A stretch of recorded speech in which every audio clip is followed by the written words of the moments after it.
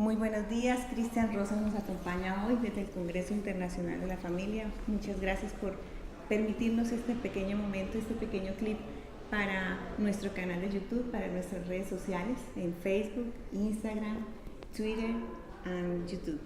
No, muchas gracias a ti, Melissa, por la oportunidad, por la entrevista y por la invitación de estar aquí en el Congreso Internacional de la Familia en Medellín, Colombia. Es un honor. Cristian, cuéntanos a todos nosotros acá en Colombia sobre ti. Sabemos que eres politólogo, comunicador social. Personalmente soy fan de Cristian Rosas. Quisiera que nos contaras más acerca de ti. Bueno, soy peruano, tengo 29 años, estoy casado con una hermosa esposa, Ángela Palomino. Tengo una preciosa hija de 4 años, Victoria, y un hijo en camino, David Felipe, que Dios mediante nace en febrero. Estudié Relaciones Internacionales con un enfoque en Política y Derecho Internacional en Estados Unidos, Virginia, en la Universidad Liberty University. Y en Perú avancé con una maestría en Relaciones Internacionales también en la Pontificia Universidad Católica del Perú. Excelente. Cuéntanos, Cristian, ¿cómo llegaste a ser el líder de Con mis hijos no te metas? ¿Y por qué razones se crea Con mis hijos no te metas en Perú? Bueno, no sé si líder, pero sí un vocero notorio, ¿no? Porque la intención es que seamos muchos los que lideren la causa de la vida, la defensa de la verdad, de la familia. Y el colectivo es, digamos, la metamorfosis o la transformación de otra institución que teníamos antes llamada la Coordinadora Nacional Pro Familia, que desde el 2011 vino dando una batalla más que todo en el ámbito académico, dando información sobre los temas relacionados al género. En 2016 cambiamos la estrategia radicalmente porque nos dimos cuenta que no era una batalla de conocimiento. El conocimiento siempre nos acompañó, la evidencia científica. Esa era una batalla más de carácter político y social y sobre todo espiritual, de ánimo. Y viendo que la moral se disminuía cada vez más, era necesario modificar la estrategia y darle una bandera, un color, una dirección, una uniformidad de criterio, de objetivos y de estrategia. Entonces, para responder a esta necesidad, se crea el colectivo Con mis hijos no te metas para hacerle frente a lo que definimos como la ideología de género del enemigo. Excelente. Cristian, cuéntanos qué es la ideología de género, porque hoy en día en las redes sociales dicen que la ideología de género no existe, es un concepto que está basado por un grupo de religiosos. Bueno, la ideología es un término descriptivo, ¿no? Que es el estudio de una idea. Y cuando decimos de género es que nos referimos que la ideología en este caso se refiere al género como concepto. En la teoría de género, que empezó en los 40 del siglo pasado por su autora Simone de Beauvoir, plantea que lo que reconocemos como características naturales en el hombre y la mujer, incluido la masculinidad, la feminidad, aún la propia identidad, son construcciones sociales, culturales. Llega a decir Simone de Beauvoir que no existe nada esencialmente femenino, ni siquiera el instinto maternal. En otras palabras, la mujer es nada. No existe la mujer, es nada. Es una construcción social. Y eso es coherente con lo que la pareja de Simone de Beauvoir planteó en filosofía. La pareja de Simone era el filósofo francés existencialista Jean-Paul Sartre, y él hizo toda su teoría en el ser y la nada. Eran nihilistas, decían que somos nada, somos una construcción de nuestra mente y nuestra sociedad y nuestra cultura, o sea, no somos nada. Ahora, estas visiones obviamente no se sostienen con la evidencia científica, ni el sentido común, ni la lógica, ni la razón, porque obviamente nosotros nos descubrimos hombre y mujer no por teoría, sino por evidencia, porque descubrimos en la genética marcadores que nos hacen diferentes, hormonas masculinas, femeninas, códigos genéticos X y XX, composición cerebral masculino-femenino. El hombre produce más testosterona que la mujer, lo cual explica también por qué es más activo en sus acciones, más arriesgado, más agresivo. La mujer, al no producirlo tanto, tiene una diferente reacción. En fin, somos diferentes, aunque iguales en valor, ¿no? Entonces, la noción de que somos nada y que nuestras diferencias son construcciones es falso, es falso. Entonces, al ser falso, es que nosotros lo descalificamos como ideología. Obviamente en su época ellos se llamaban una teoría científica, como también se llamó una teoría científica el marxismo, decían que era inevitable, o como también se llamó científico el nacionalsocialismo y sus aplicaciones de la purificación racial, empleando médicos y genetistas para pretender justificar lo injustificable. Entonces siempre hemos visto la misma estrategia de quienes propugnan una ideología. Primero decir que no existe, ¿no? Porque pretenden que su cosmovisión sea aceptado como sentido común, como algo normal, como algo real, lo cual no es así. Es por eso que nosotros le decimos, primero que todo, la teoría es insustancial. Al ser nihilista es nada, ¿no? Entonces el género es una creación mental de Simone de Beauvoir. O sea, eso sí es una creación mental, el género como concepto. El género no modifica lo que soy. La ley no modifica lo que soy, la cultura no modifica lo que soy. Aunque todos voten, crean, acepten e impongan, me amenacen, inclusive me maten, aún mis huesos seguirán dando fe de lo que soy. Entonces concluimos que el género es una mentira intrínseca, es una mentira holística, es una mentira en sí misma. Y por lo tanto hay que confrontarlo con la verdad. Y el colectivo Con Mis Hijos No Te Metas lo que hace es poner la camiseta a la verdad contra la mentira. Excelente explicación. ¿Por qué últimamente, Cristian, tú ves que están siendo necesaria esta teoría ideológica para crear las leyes? Actualmente en Latinoamérica vemos cómo se ha venido penetrando en nuestros políticos, en algunos partidos políticos en toda Latinoamérica, esta ideología de género. Bueno, las ideologías presentan utopías o a veces distopías, ¿no? Como en este caso, ellos creen, es dogmático, toda ideología por naturaleza es dogmática, es un tipo de religión, porque creen genuinamente que si el mundo aplicara el género como política, todos seríamos perfectos. No habría machismo, no habría violencia de género, como ellos le llaman, la sociedad se perfeccionaría. Así como creían los marxistas que si llegaban al poder no iba a haber inequidad socioeconómica ni justicia social. Así como los nazistas creyeron que llegando y purificando la raza en la sociedad y los humanos íbamos a mejorar. Así como los fascistas pensaron que creando un superestado iría a existir orden pleno, ¿no?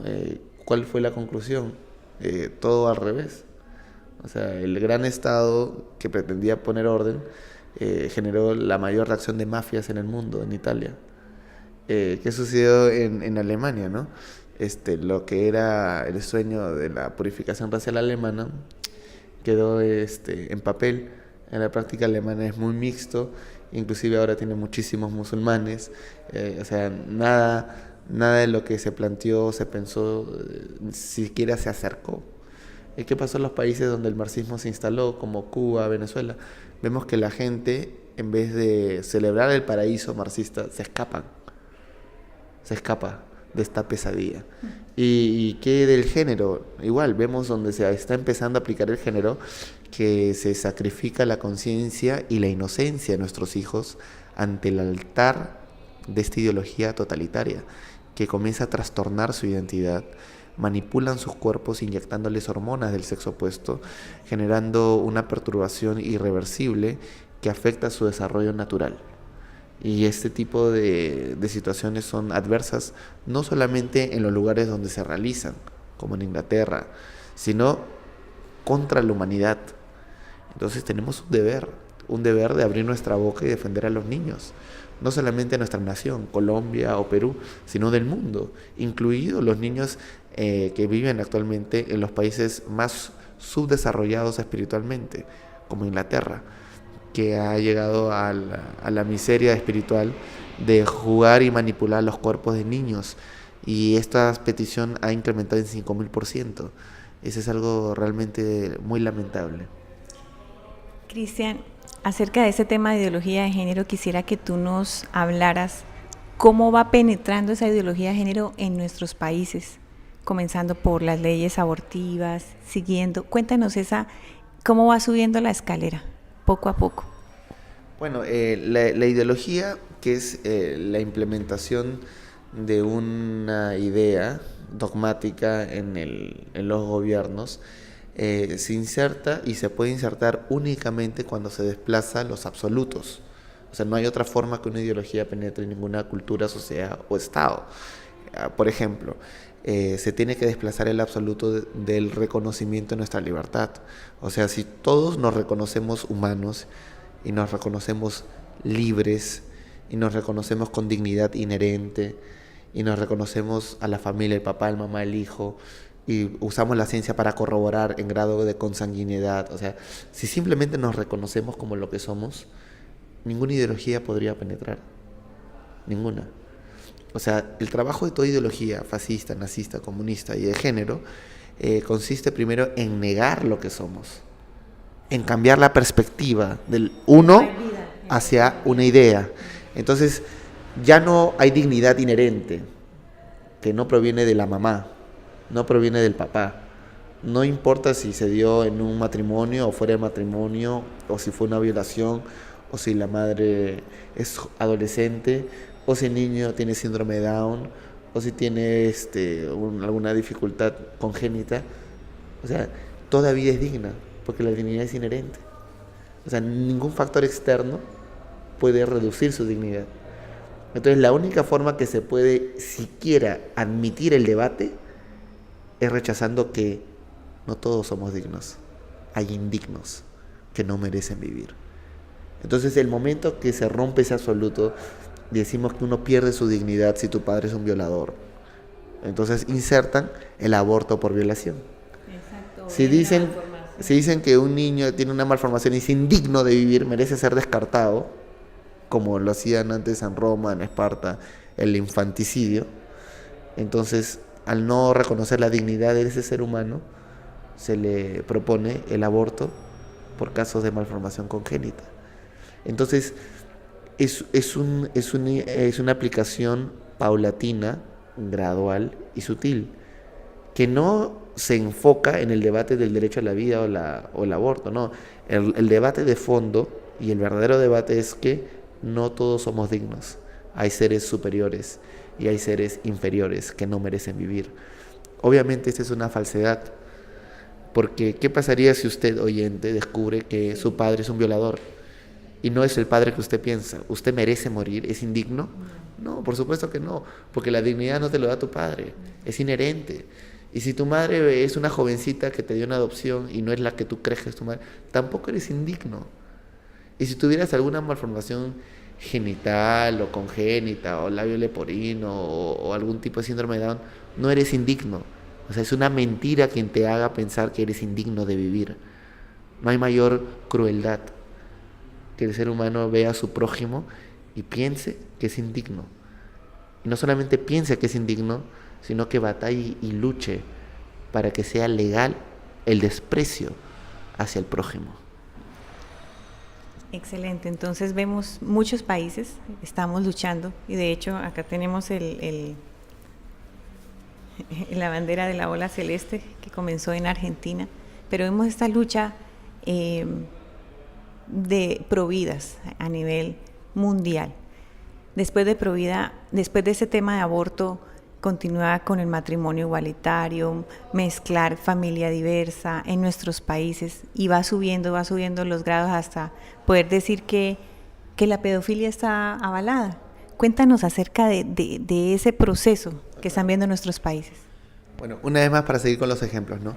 Si se desplazan los absolutos, entonces entran los relativos, ¿no?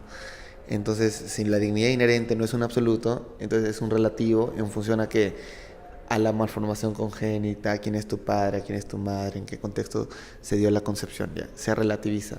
De la misma forma la pedofilia, o sea, entran no con una ley que diga se aprueba la pedofilia, sino comienzan a hablar que es el derecho sexual del niño a gozar plenamente su sexualidad.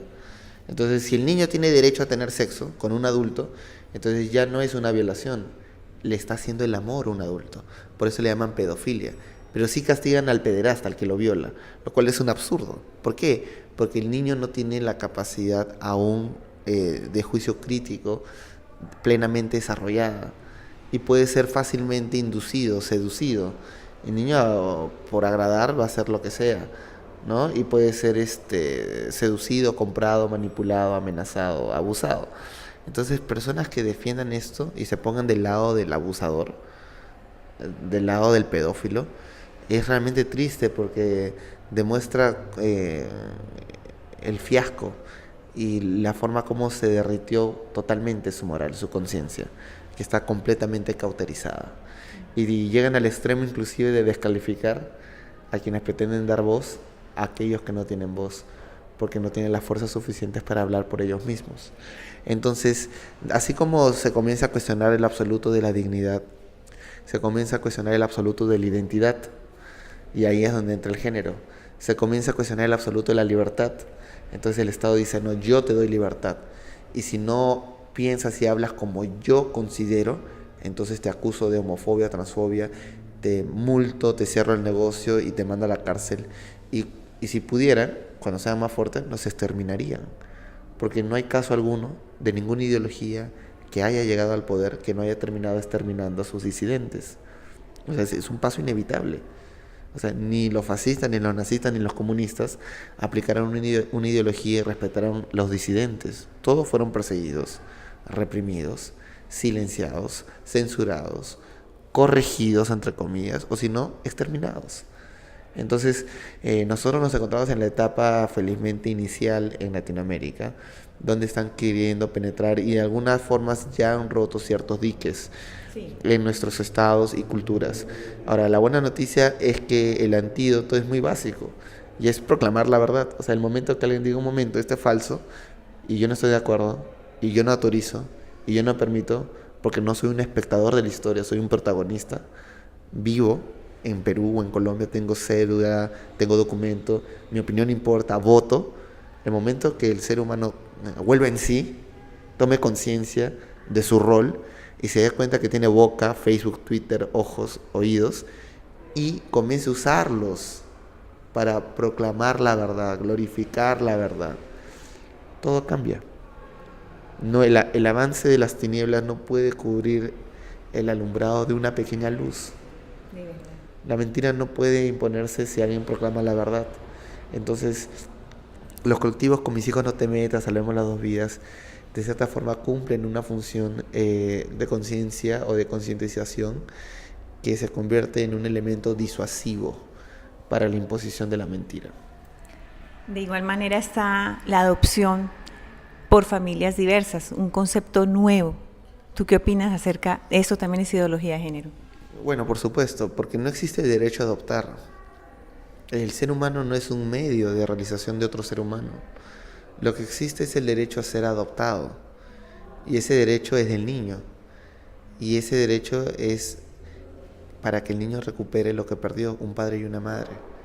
El Estado tiene la obligación de defender el interés superior del niño.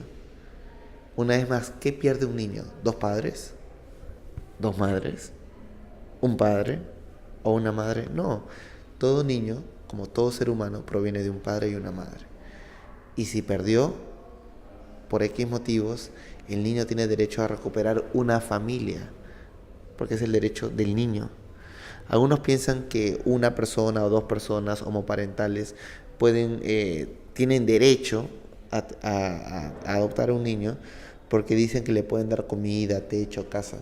Y eso es el ejemplo perfecto del materialismo en su máxima expresión, porque la materia no satisface ni responde las necesidades de un ser humano. Si nosotros pensaríamos así, estaríamos justificando moralmente la esclavitud.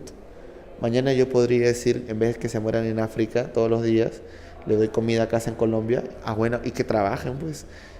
Pero eso no justifica la esclavitud. ¿Por qué? Porque somos dignos. Toda persona tiene dignidad, toda persona tiene derecho. Y el niño tiene derecho a su familia, a recuperar lo que perdió un padre y una madre.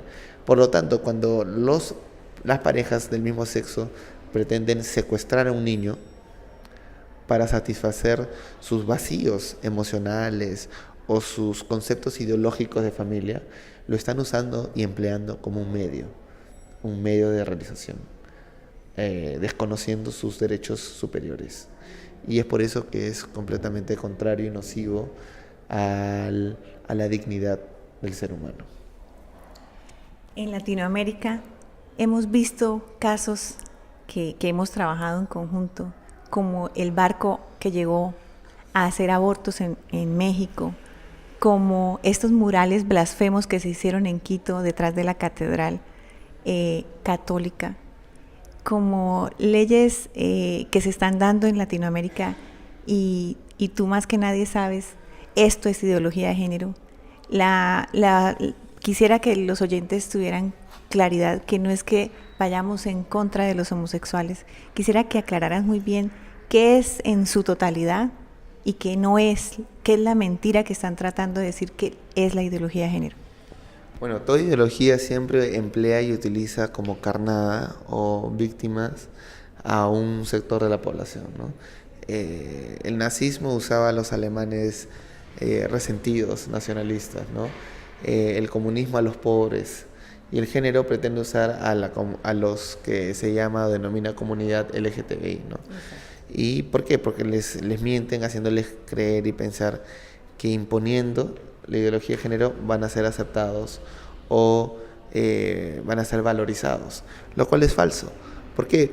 Porque ya existe un reconocimiento al valor absoluto de todo ser humano, pero no por la atracción sexual que uno tenga o por su creencia religiosa, sino porque es un ser humano, es un prójimo. Entonces nada lo valoriza de manera absoluta como reconocerlo como nuestro prójimo humano, con los mismos valores y derechos. Lo otro es una noción de generar una contradicción, agudizarla y generar una guerra donde no lo hay, y los confunden porque los usan como carne de cañón. Entonces obviamente nadie odia a nadie, porque cada uno es libre de tener las atracciones sexuales, gastronómicas, deportivas, que quiera. Cada uno tiene esa libertad para tener una orientación religiosa o política. Eso no nos hace menos ni más humanos.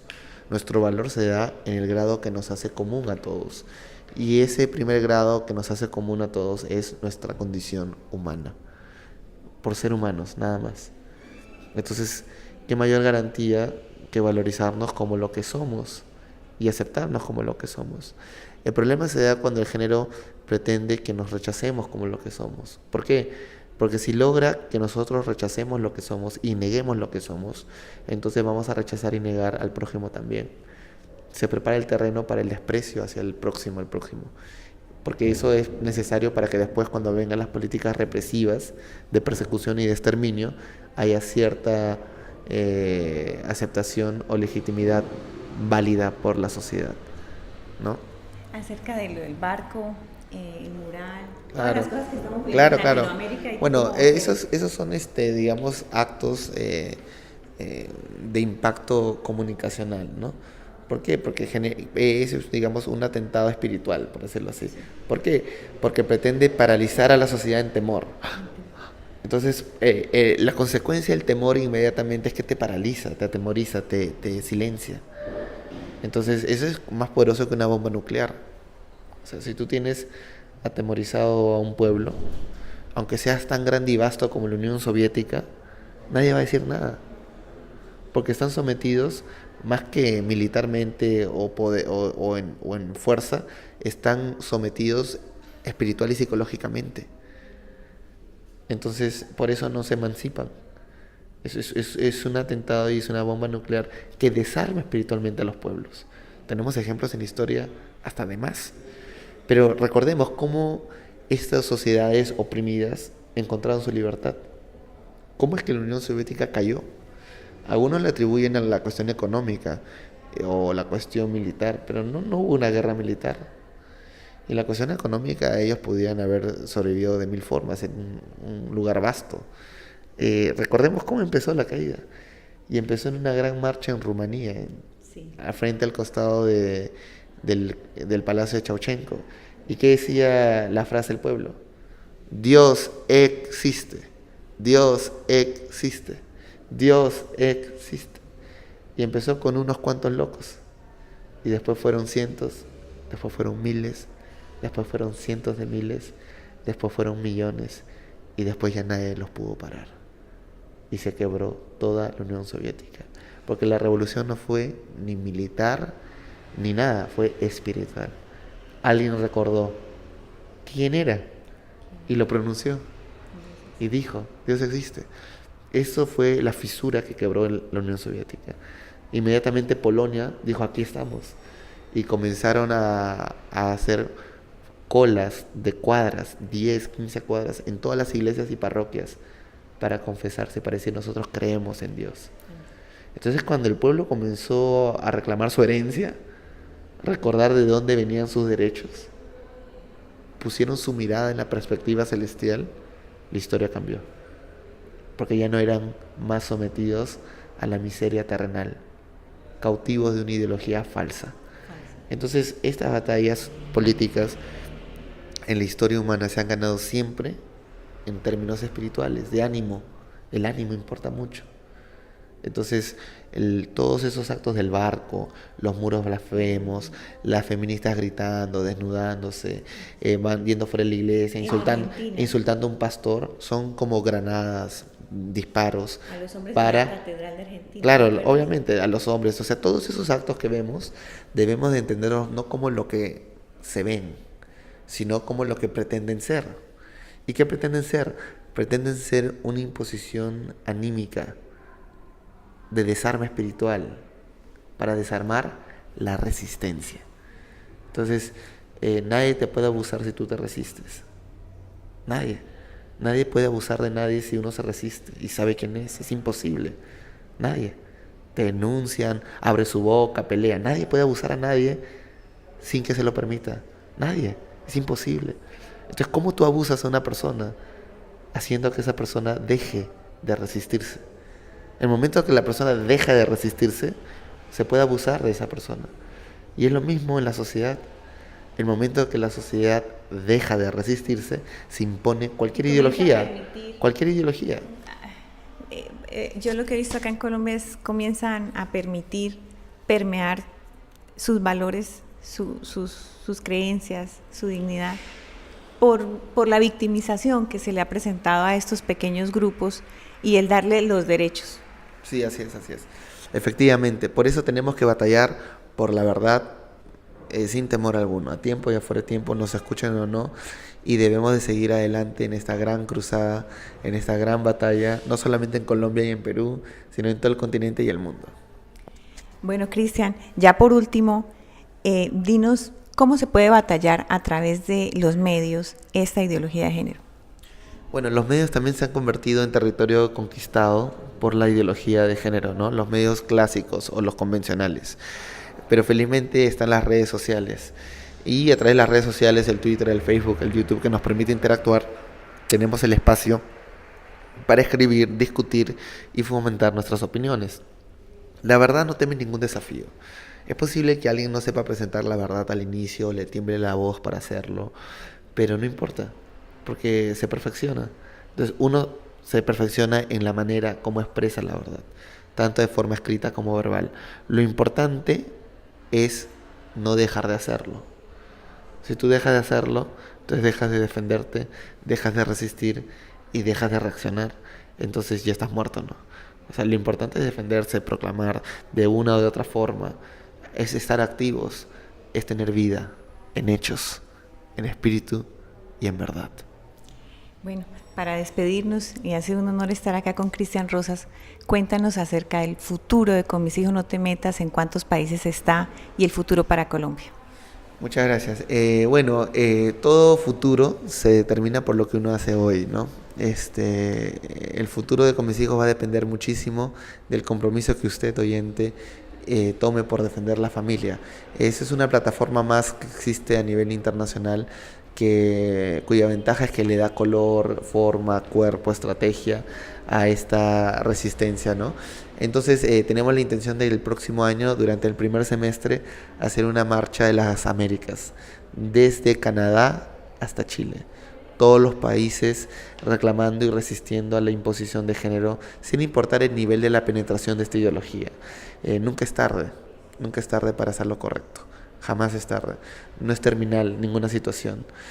Todo puede ser revertido por la verdad. Entonces les animo a que se sigan informando y que tomen confianza y tomen fe en la verdad, porque ninguna mentira es eterna y la verdad aplastada en la tierra volverá a surgir a través de nuestras bocas y redes sociales.